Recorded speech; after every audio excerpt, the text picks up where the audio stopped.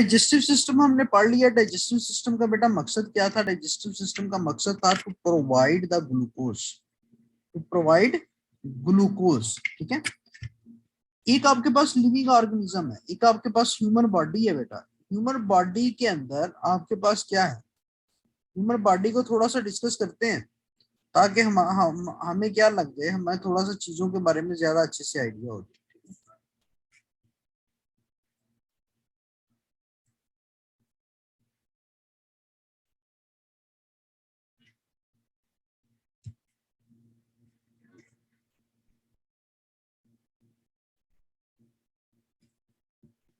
ये आपके पास एक ह्यूमन बॉडी है, एक बेटा ह्यूमन बॉडी है। ह्यूमन बॉडी किस चीज से मिलके बनती है? ह्यूमन बॉडी का जो स्ट्रक्चरल एंड मैन्युफैक्चरिंग यूनिट है बेटा, वो आपके पास क्या है? वो है आपके पास सेल। पहले बात को समझ लीजिएगा, फिर इसके बारे में लिखना आपके लिए आसान हो जाएगा। इसका जो आपके पास मैन्युफैक्चरिंग बेटा यूनिट है, जो स्ट्रक्चरल यूनिट है, वो है सेल। अब सेल को बेटा जिंदा रहने के लिए किस चीज की जरूरत है? सेल को जिंदा रहने के लिए बेटा जरूरत है ग्लूकोज की। सेल को जिंदा रहने के लिए, अपने सारे के सारे फंक्शंस को चलाने के लिए, सॉरी बेटा, सेल को अपनी लाइफ को रन करने के लिए, अपने बायोकेमिकल फंक्शंस को ऑपरेट करने के लिए एक चीज की जरूरत पड़ती है, जो कि है आपकी केमिकल एनर्जी, जो कि आपका क्या है? Source of energy. तो बेटा ये केमिकल एनर्जी होगी तो आपका सेल अलाइव रहेगा। सेल आपका क्या रहेगा? अलाइव। और सेल जो अपनी केमिकल एनर्जी आपकी कंज्यूम करता है बेटा, वो करता है in the form of ATP. अगर सेल के अंदर एटीपी प्रोड्यूस होगी तो सेल के अंदर जितने भी बायोकेमिकल रिएक्शंस हैं वो टेक प्लेस होंगे। ठीक है, अब इस एटीपी को बनाने के लिए दो चीजों की रिक्वायरमेंट है। एनर्जी को निकालने के लिए बेटा कोई ना कोई कार्बन सोर्स सेल के अंदर जलता है। वो आपका कार्बन सोर्स आपका क्या है? ग्लूकोज। ग्लूकोज बेटा एक गैस ऑक्सीजन की मौजूदगी के अंदर बेटा क्या करता है? जलता है, और आपका क्या बना देता है? आपका वो बना देता है एटीपी, जो आपके सेल को रिक्वायर है, प्लस आपकी क्या बना देता है? Carbon dioxide. कार्बन डाइऑक्साइड क्या है? आपकी एक टॉक्सिक गैस है जो आपके सेल्स के अंदर बेटा प्रोड्यूस होती है, और हम क्या करते हैं? हम कार्बन डाइऑक्साइड को अपने जिस्म से बाहर फेंक देते हैं। अब ऑक्सीजन, अब हमने डाइजेस्टिव सिस्टम बेटा यहाँ पे पढ़ा था। डाइजेस्टिव सिस्टम का क्या काम था? आपकी जितना भी आप खुराक लेते हैं, उस खुराक को बेटा कन्वर्ट करना ग्लूकोज के अंदर, और ग्लूकोज के अंदर कन्वर्ट करने के बाद बेटा वेसल्स के अंदर फेंक देना। ग्लूकोज वेसल्स के अंदर आपका ब्लड है, इस ब्लड के अंदर बेटा ग्लूकोज को शामिल कर देना। इसके अंदर ग्लूकोज को क्या कर देना? शामिल कर देना। और यहां से बेटा आपका फिर वो क्या? सेल्स के अंदर ग्लूकोज चली जाती है। ठीक है, अब ग्लूकोज तो सेल को मिल गई, अब ऑक्सीजन सेल के अंदर कहां से आएगी? क्योंकि एटीपी बनाने के लिए तो दो चीजें चाहिए, एक ग्लूकोज चाहिए और एक क्या चाहिए? ऑक्सीजन चाहिए। तो अब ऑक्सीजन सेल के अंदर कहां से आती है? ठीक है, तो बेटा ऑक्सीजन सेल के अंदर आती है कि हम अपनी नेसल कैविटी से क्या करते हैं? सांस लेते हैं। नेसल कैविटी से बेटा सांस लेते हैं, तो नेसल कैविटी के नीचे आपके साथ आपके पास लंग्स हैं। नेसल कैविटी अगर हम देखें तो आपकी क्या है? दो लंग्स हैं। ठीक है, यहां से आप एयर से आप क्या करते हैं? हवा को अंदर लेके जाते हैं। एयर से क्या करते हैं? आप हवा को अपने जिस्म के अंदर बेटा यहां से लेके जाते हैं, जिसके अंदर ऑक्सीजन भी होती है। ये आपकी ऐसे मूव करती है, आपके लंग्स के अंदर आपकी एयर चली जाती है। लंग्स के अंदर क्या चली जाती है? एयर चली जाती है बेटा। यहां से एयर आपकी वेसल्स के अंदर आती है। यहां से एयर किसके अंदर आती है? वेसल्स के अंदर आती है। ठीक है, ये वेसल समझ लें कि सेम वेसल ही है। वेसल्स के अंदर बेटा आपकी क्या आ जाती है? ऑक्सीजन आ जाती है। एयर से क्या? ऑक्सीजन निकलती है, आपकी वेसल्स के अंदर आ जाती है। और ये वेसल्स बेटा आपकी किसी सेल के अंदर जाके वो मिलके एटीपी बना देती है। एज अ रिटर्न आपका क्या बनता है, यहाँ पे कार्बन डाइऑक्साइड बनती है। कार्बन डाइऑक्साइड यहाँ से बेटा फिर बाहर निकलती है उसी वेसल के अंदर, फिर वापस लंग्स के अंदर आती है, लंग्स से फिर वो क्या करती है, कार्बन डाइऑक्साइड आपकी बाहर निकल जाती है। आपका जिस्म के अंदर फ्रेश एयर के अंदर, जिसके अंदर ऑक्सीजन की मकदार ज्यादा है बेटा, ऑक्सीजन का आपके जिस्म के अंदर जाना, ऑक्सीजन रिच एयर का आपके जिस्म के अंदर जाना और आपका कार्बन डाइऑक्साइड रिच एयर का आपके जिस्म से बाहर निकलना, that is known as respiration. उसको हम क्या कहते हैं, रेस्पिरेशन। एक जस्ट आपको एक कॉमन सा कंसेप्ट, आपकी फाउंडेशन बेटा सेट कर दी कि actually what is respiration. Respiration है क्या?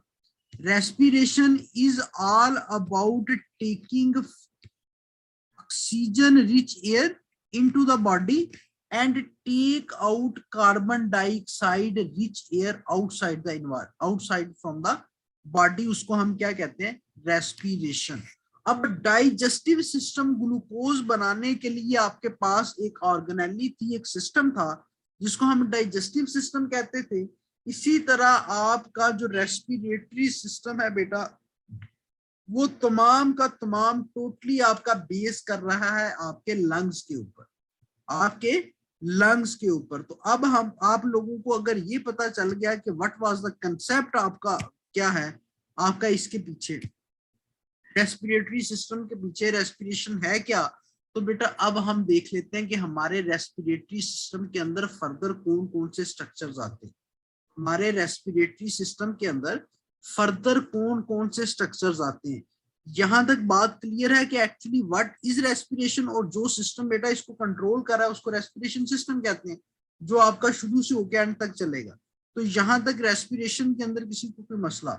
अभी तक सिर्फ मैंने बच्चे आप लोगों को ये बात बताई कि इंसानी जिस्म आपका सेल से बना है, सेल्स को जिंदा रहने के लिए एनर्जी चाहिए, एनर्जी सेल इस्तेमाल करता है in the form of adenosine triphosphate.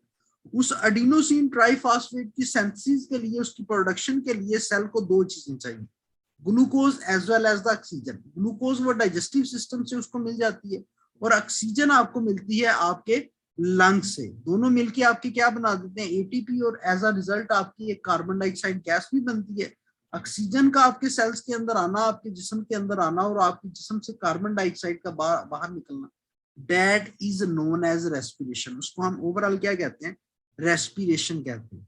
Clear है? यहां तक अगर बात क्लियर है तो हम रेस्पिरेशन सिस्टम की बेटा आप स्ट्रक्चर बना लें जरा। रेस्पिरेशन सिस्टम की यहाँ पे आप लोगों के साथ इसकी मैं आप लोगों के साथ पिक्चर शेयर कर लूं।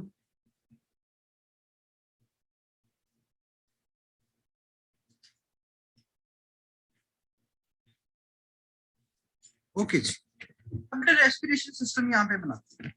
रेस्पिरेशन सिस्टम आपको लास्ट टाइम जब हम डाइजेस्टिव सिस्टम की डिस्कशन कर रहे तो रेस्पिरेशन सिस्टम मैंने आपको बताया था कि इसका जो इनिशियल पॉइंट है ना, दे आर एडजेसेंट, वो एक दूसरे के साथ अटैच है, नेसल कैविटी और बक्कल कैविटी।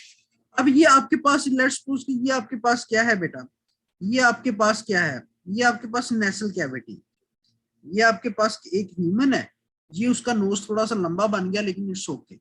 ये आपके पास पीछे बेटा क्या है, नेसल कैविटी, ये आपके पास क्या है, नेसल कैविटी है, ठीक है। नेसल कैविटी के आगे ये आपके सामने क्या है, ओपनिंग्स हैं जिनको नॉस्ट्रल्स कहते हैं, जिनको हम क्या कहते हैं, नॉस्ट्रल्स। तो नॉस्ट्रल्स भी आपके क्या है, आपके रेस्पिरेटरी सिस्टम का हिस्सा है। नॉस्ट्रल भी आपके क्या है, रेस्पिरेटरी सिस्टम का हिस्सा। उसके अलावा बेटा आपके पास क्या आ जाती है, नेसल कैविटी आ जाती है। नेसल कैविटी और आपकी बक्कल कैविटी एक कॉमन पैसेज पे जाके बेटा मिल जाती हैं। उस कॉमन पैसेज को हम क्या कहते हैं, उस कॉमन पैसेज को कहा जाता है कि फेरेंक्स। उस कॉमन पैसेज को हम क्या कहते हैं, फेरेंक्स कहते हैं। ऐसे ही है ना, ये आपके पास क्या आ गया, फेरेंक्स आ गया, ठीक है जी।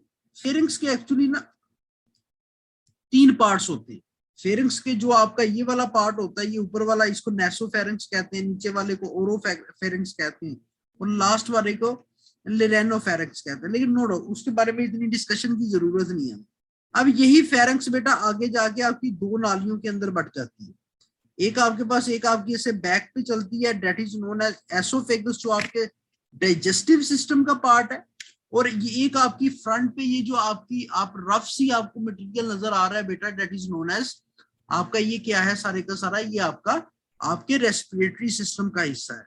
ये जहां से बेटा स्टार्ट होती है, इस स्टार्टिंग पॉइंट के ऊपर एक कवरिंग होती है आपका। एक्चुअली इस स्टार्टिंग पॉइंट को लेरेंक्स कहते हैं। इस स्टार्टिंग पॉइंट को क्या कहते हैं? लेरेंक्स कहते हैं। ठीक है, लेरेंक्स के ऊपर बेटा एक आपकी कवरिंग होती है जो कि आपकी सांस की नाली को, आपके रेस्पिरेटरी सिस्टम को प्रोटेक्ट करती है from entering the food particles. कि आपके रेस्पिरेटरी सिस्टम के अंदर कोई फूड पार्टिकल शामिल ना हो जाए, उसको बेटा क्या करती है? प्रोटेक्ट करती है। उस आपकी ओपनिंग को, उस कवरिंग को कहते हैं एपिग्लॉटिस। आपकी ये बेटा जो कवरिंग होती है इसको कहा जाता है एपिग्लॉटिस। एपिग्लॉटिस आपकी कवरिंग है जो कि आपको क्या करती है? प्रोटेक्ट करती है कि आपकी सांस की नाली के अंदर, आपके बेटा रेस्पिरेशन के पैसेज के अंदर कोई आपका फूड पार्टिकल ना चला जाए जो कि बाद के अंदर आपकी ये प्रॉब्लमेटिक हो। ठीक है जी। अब उसके नीचे वाले पार्ट को बेटा लेरिंक्स कहते हैं। लेरिंक्स के नीचे आपके वाला जो पार्ट है that is known as trachea. ये आपका क्या है? सारे का सारा ट्रैकिया है। ट्रैकिया आपका क्या है बेटा? इसको विंड पाइप भी कहते हैं। इसके अंदर आपकी क्या हो जाती है? इसके अंदर आपकी हवा आती है। विंड पाइप जो है, ट्रैकिया जो है, ये बेटा नीचे जाके आपका किसके साथ अटैच है? ये बेटा आपका अटैच है लंग्स के साथ। ऐसे ये किसके साथ अटैच है? आपके लंग्स के साथ ये क्या है बेटा? अटैच है। तो लंग आपके थोरेसिक कैविटी के अपर पार्ट के अंदर, थोरेसिक कैविटी के डायाफ्राम से ऊपर जो अपर पार्ट है उसके अंदर आपके लंग्स पाए जाते हैं। लंग्स का क्या काम है? लंग्स का बेटा ये काम है कि उन्होंने ऑक्सीजन को, आपकी ऑक्सीजन रिच एयर को अपने अंदर इनहेल करना है और अपनी कार्बन डाइऑक्साइड रिच एयर को आपके क्या करना है? एक्सहेल करना है। कैसे करते हैं? ये जो आपकी ट्रैकिया से नेक्स्ट इसकी डिवीजन होती है बेटा, इसको ब्रोंकाई कहते हैं। ये जो आपकी क्या है? ये जो दो आपकी ये वाली और ये वाली दो चीजें, इनको ब्रोंकाई कहते हैं। इनको क्या कहते हैं? ब्रोंकाई। अभी तक आपकी बेटा क्या आ रही है? आप लोगों की हवा आपके लंग्स तक पहुंची नहीं है। अभी तक वो पैसेज के अंदर, रास्ते के अंदर है। अपनी जर्नी उसने स्टार्ट रखी हुई है। कहां से जर्नी उसने स्टार्ट की? अपनी नेसल कैविटी से बेटा स्टार्ट की। नेसल कैविटी से वो फेरेंक्स के अंदर आई। फेरेंक्स से बेटा वो कहाँ पे आई? आपके ग्लोटस को उसने क्रॉस किया, एपिग्लोटस को, और एपिग्लोटस के बाद लेरेंक्स के अंदर है। लेरेंक्स से बेटा देन सो ऑन आपके कहाँ पे चलेगी? आपके ट्रैकिया के अंदर। ट्रैकिया से आपके ब्रोंकाई के अंदर। ब्रोंकाई आगे आपके फर्दर डिवाइडेड होते हैं आपकी छोटी छोटी नालियों के अंदर। क्या होते हैं? छोटी छोटी ऐसे क्या होती हैं? डिविजन्स होती हैं। आपकी जो आपकी ब्रॉडर आपकी ये वाली वेसल्स हैं बेटा, ये आपकी शॉर्ट वेसल्स के अंदर टर्न होती रहती है। ठीक है, ऐसे क्या होती है? टर्न होती रहती हैं बोथ साइड के ऊपर। ऐसे आपकी क्या होती है? इनको फिर नाम दे दिया जाता है।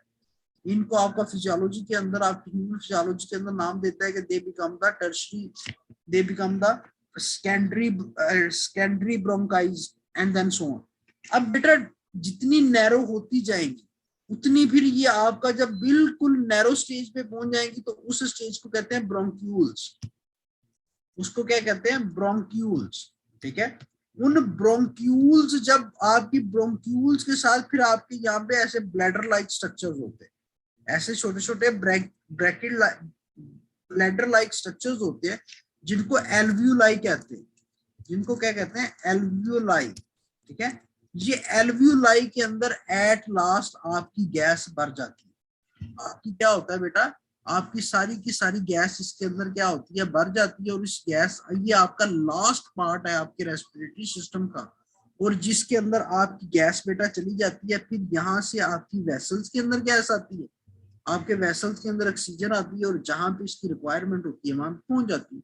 ग्लूकोज ऑलरेडी आपके ब्लड के अंदर होता है। आपकी ऑक्सीजन भी होती है बेटा, वो सेल्स को फिर प्रोवाइड कर दी जाती है। और सेल्स को प्रोवाइड करने के बाद वो उसकी रिप्रोडक्शन कर लेते हैं बेटा आपकी इनटू द एटीपी। और कार्बन डाइऑक्साइड इसी तरह आपकी वापस आके आपके नाक से क्या होती है? वो बाहर निकल जाती है। तो this is all about the respiration. ऐसी आपकी रेस्पिरेशन होती है। कितना टाइम लगता है आपकी रेस्पिरेशन के अंदर बेटा? इतना की लगता है। अपने सांस को अंदर खींचा और सांस को बाहर निकाल दिया। ये सारे का सारे प्रोसेस के अंदर आपके with in a fraction of second का टाइम होता है और आपकी सारी की सारी चीजें हो जाती है। तो आपको आपका रेस्पिरेशन सिस्टम का कॉन्सेप्ट रेस्पिरेशन सिस्टम के अंदर बेटा आपकी छोटी छोटी जितने भी आपके छोटे छोटे स्ट्रक्चर्स आते थे वो आप लोगों को मैंने बताए। तो इन स्ट्रक्चर्स तक यहाँ तक किसी बच्चे का कोई बात समझ ना आई, कोई बात आप लोगों को रेस्पिरेशन सिस्टम रेस्पिरेटरी सिस्टम के अंदर बेटा बात आपको क्लियर ना हो।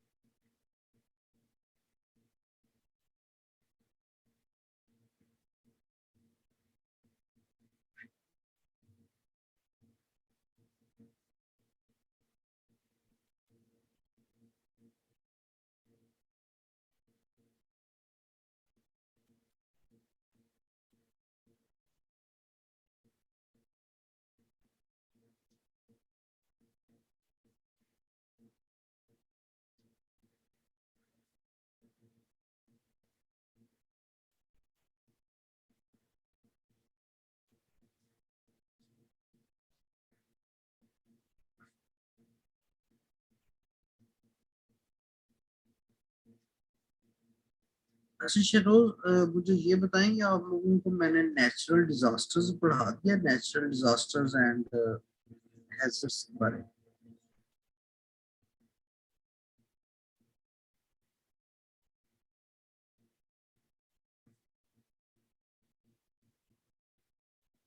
रॉक्स के बारे में पढ़ा है आप लोगों ने? रॉक्स क्या होता है? बाकी हमारी जितनी भी एक दो बेटा क्लासेस रहती हैं उसके अंदर हम जितने इंपॉर्टेंट टॉपिक्स हैं उनको टच कर सकते हैं। इन्वायरमेंटल साइंसेस बेटा रहती है।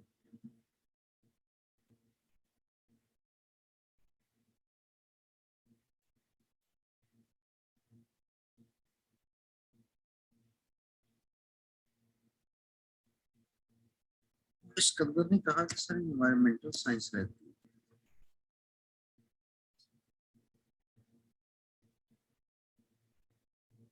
बेटा इसके अंदर जितना भी हमारे सेशन की क्लासेस के अंदर जितना भी मैक्सिमम आपको पॉसिबल मैक्सिमम आप लोगों को करवाने के लिए करवा दूंगा, ठीक है? तो केमिस्ट्री केमिस्ट्री की रहती है।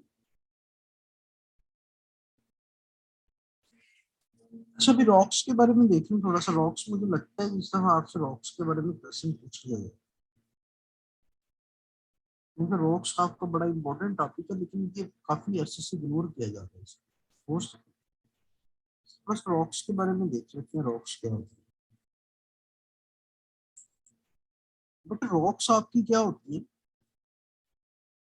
Naturally occurring substances, naturally occurring substances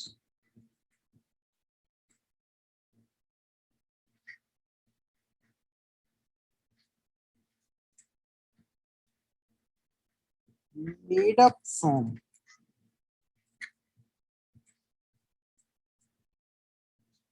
minerals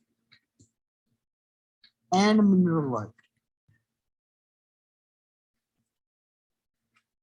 आपकी नेचुरली तौर पे पाई जाने वाली सॉलिड सब्सटेंसेस जो कि बेटा आपकी क्या है, जो कि आपकी मिनरल से बनती हैं या के मिनरलॉइड से बनती हैं। मिनरल्स या मिनरलॉइड से बनने वाली आपकी naturally occurring solid substances known as rocks आपकी क्या है, चट्टाने क्या है आपकी, आपकी नेचुरली अकरिंग सब्सटेंसेस हैं जो कि आपके मिनरल्स और मिनरलॉइड के आपके उसके इजमा से बनती है। अब मिनरल्स क्या होती है? मिनरल्स भी बेटा नेचुरली अकरिंग सब्सटेंसेस ही हैं जो कि एलिमेंट से मिलके बनती हैं, जो कि आपके एलिमेंट से मिलके बनती हैं। आपके पीरियोडिक टेबल के अंदर जितने भी एलिमेंट्स हैं आपके बेटा उनसे मिलके जो आपकी नेचुरली अकरिंग सब्सटेंसेस बनती हैं those are known as minerals. और मिनरल से मिलके आपके क्या बनते हैं? रॉक्स बनते हैं। तो यू कैन से दैट कि मिनरल्स जो है वो आपके रॉक्स का स्ट्रक्चरल यूनिट है और रॉक्स का जो स्ट्रक्चरल यूनिट है वो क्या है? एलिमेंट्स है। और मिनरलॉइड भी बेटा आपके नेचुरल अकरिंग सब्सटेंसेस ही है और एलिमेंट से ही मिलके बनते हैं। लेकिन मिनरलॉइड की कोई डेफिनेट आपके पास शेप नहीं होती, नो डेफिनेट शेप। इनकी कोई आपके पास क्या होती है? कोई भी डेफिनेट शेप नहीं होती। बस समझाई कि रॉक्स एक्चुअली हैं क्या? रॉक्स आपकी सब्सटेंसेस हैं जो कि मिनरल से बनी। मिनरल्स क्या है बेटा? मिनरल्स भी आपकी सब्सटेंसेस है जो कि एलिमेंट से मिलके बने। एलिमेंट्स आपके क्या होते हैं, एलिमेंट्स आप लोगों को पता होगा, आप में से किसी का थोड़ा सा भी केमिस्ट्री का बैकग्राउंड है कि एलिमेंट क्या होता है। एलिमेंट्स बेटा मॉलिक्यूल से मिलके बनते हैं, ठीक है जी। अब इसके अंदर बेटा हमने ये देखना है कि रॉक्स की टाइप्स कितनी है, रॉक्स की टाइप्स कितनी है। तो रॉक्स की बेटा तीन आपकी कॉमन टाइप है, सेडिमेंट्री रॉक्स, सेडिमेंट्री रॉक्स, आपकी इग्नियस रॉक्स, और आप लोगों की क्या है, आप लोगों की metamorphic rocks, metamorphic rocks. There are three types of the rocks जो कि आपकी नेचुरली अकरिंग आपकी सब्सटेंसेस हैं। आपकी बेटा आपका ये क्या है, ये आपका NOS क्या है, NOS है नेचुरली अकरिंग सब्सटेंसेस। मैंने जस्ट एब्रिविएट कर दिया, नेचुरली अकरिंग सब्सटेंसेस को मैंने NOS लिख दिया।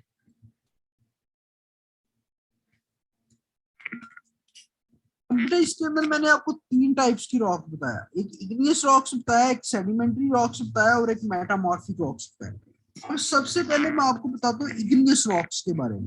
इग्नियस मींस दैट कि इसका मतलब होता है फायर। इग्नियस का मतलब ही क्या है, फायर। तो बेटा आपकी अर्थ की सरफेस के नीचे आपको पता है कि रॉकी मोल्टन मटेरियल पाया जाता है, that is known as magma. ये आपका क्या है, मैग्मा। अगर बेटा मैग्मा के कूल डाउन होने की वजह से रॉक्स बने, मैग्मा अर्थ की सरफेस के बेटा ऊपर आ जाए तो उसको हम क्या कहते हैं, लावा। तो ऐसी रॉक्स, ऐसी नेचुरली अकरिंग सब्सटेंसेस जो कि आपके रॉकी मोल्टन मटेरियल के कूल डाउन होने की वजह से बने, उनको हम इग्नियस रॉक्स कहते हैं। Those type of rocks which are made up from the cooling down of the magma और द लावा, तो उसको हम क्या कहते हैं, उसको कहते हैं इग्नियस रॉक्स, ठीक है। अब इग्नियस रॉक्स आगे दो तरह की हो सकती है, या तो आपकी बेटा लावा कूल डाउन होगा, या आपका क्या होगा, मैग्मा कूल डाउन होगा। तो अगर है मटेरियल सेम ही, अब दोनों की लोकेशन डिफरेंट है। मैग्मा कहाँ पे होता है, मैग्मा आपकी अर्थ की सरफेस के अंदर होता है, और आपका क्या होता है, आपका लावा कहाँ पे होता है, आपकी अर्थ की सरफेस के ऊपर होता है।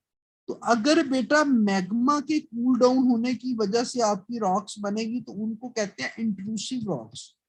उनको क्या कहते हैं, intrusive rocks, intrusive igneous rocks, या फिर इनको कहा जाता है आपकी प्लूटोमिक रॉक्स, प्लूटोमिक रॉक्स।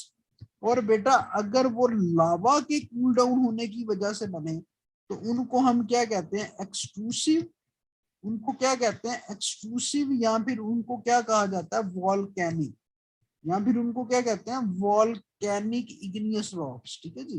अब आपकी इग्नियस रॉक्स एक्चुअली हैं क्या, igneous rocks are the those rocks which are made up from the cooling down of magma and the lava. अगर तो वो मैग्मा के कूल डाउन होने की वजह से बन रही है तो बेटा वो आपकी क्या है, इंट्रूसिव। और अगर आपकी वो लावा के कूल डाउन होने की वजह से बनी है तो बेटा they are known as the extrusive volcanic igneous rocks, ठीक है जी। अब आपकी जितनी भी जो मोस्टली आपकी बेटा इग्नियस रॉक्स यही पाई जाती है अर्थ की क्रस्ट के ऊपर। आपकी मोस्टली आपकी अर्थ की क्रस्ट के अंदर,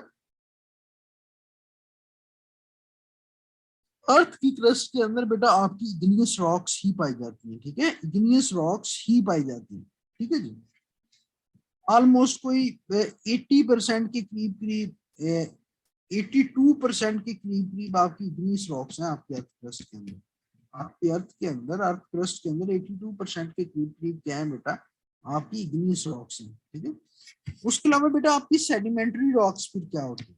सेडिमेंट्री रॉक्स के बारे में आपको बता दूं कि sedimentary, sedimentary rocks means that कि ये मिलके कहां से बनती हैं, सेडिमेंट से।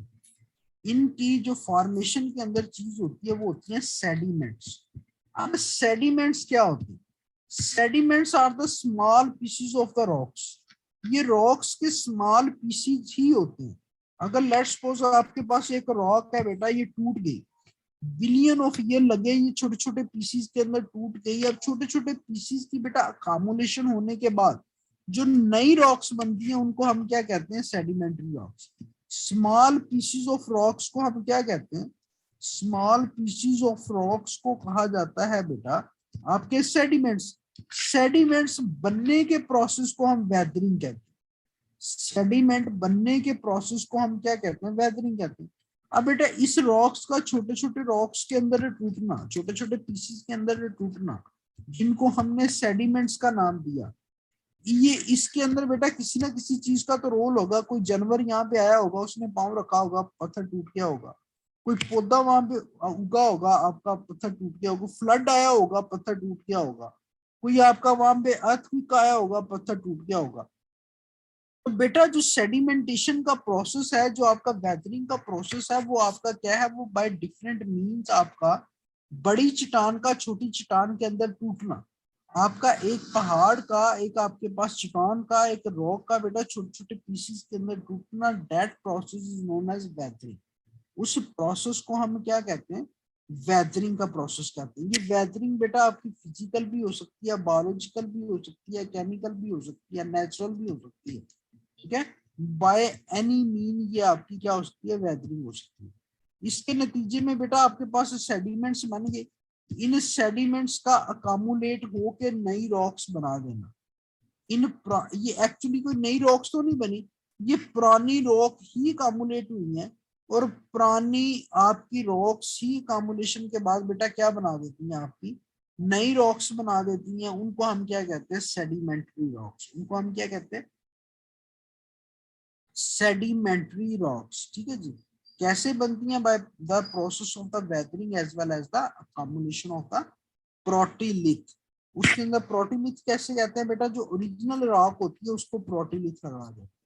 ओरिजिनल रॉक को प्रोटीलिथ कहते हैं। ठीक है जी। तो प्रोटीलिथ से ही आपके क्या बनते हैं? आपके छोटे छोटे पीसेस बनते हैं ना। अब ये आपका magma let's suppose cool down हुआ था, या व्हाटसोएवर लावा कूल डाउन हुआ था, उसके ऊपर बेटा उस रॉक को हमने प्रोटीलिथ कह दिया। प्रोटीलिथ से छोटे छोटे पीसेस टूटने स्टार्ट हो गए। वो छोटे छोटे पीसेस डिफरेंट रॉक्स के बेटा इकट्ठे होते हैं एक जगह के ऊपर, और वो उनकी कॉम्बिनेशन के बाद हम क्या करते हैं? उनकी कॉम्बिनेशन के बाद एक नई टाइप की रॉक्स बन जाती हैं। Those type of rocks are known as sedimentary rocks. अब थर्ड टाइप ऑफ रॉक्स बेटा आपके पास क्या आ जाती है? Metamorphic rocks. कौन सी रॉक्स हैं आपके पास? Metamorphic rocks. और मेटामॉर्फिक रॉक्स बेटा आपकी कैसे बनती है?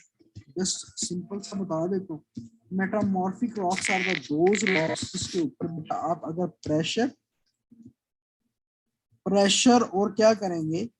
प्रेशर और टेम्परेचर का इंफ्लुएंस उसको देंगे, तो आपकी जो नई रॉक्स बनती हैं। लेट्स सपोज कि आपकी एक रॉक है बेटा, उसके ऊपर आपकी ये एक इंक्लूसिव आपके पास रॉक है।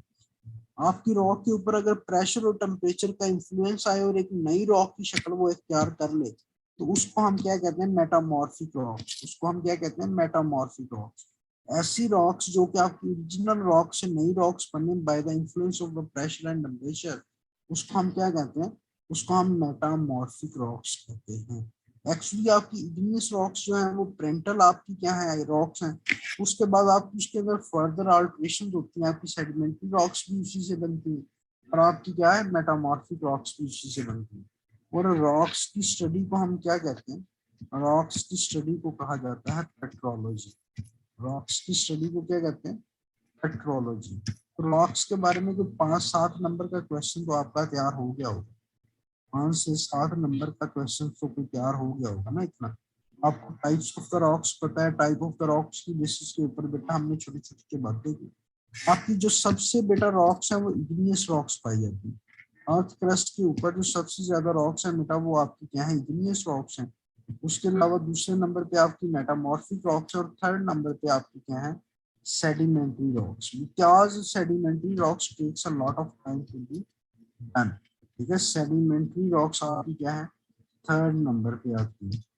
तो यहाँ तक बेटा किसी की कोई मसला मसाइल कोई बात समझ ना आई?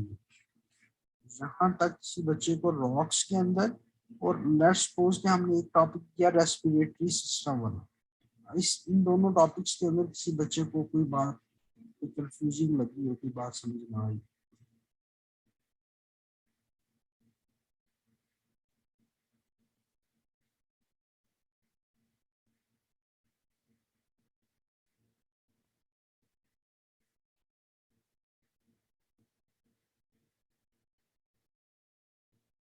ठीक है बच्चे, ये आप लोगों का एक छोटा सा लेक्चर था जिसके अंदर हमने 2 डायमेंशन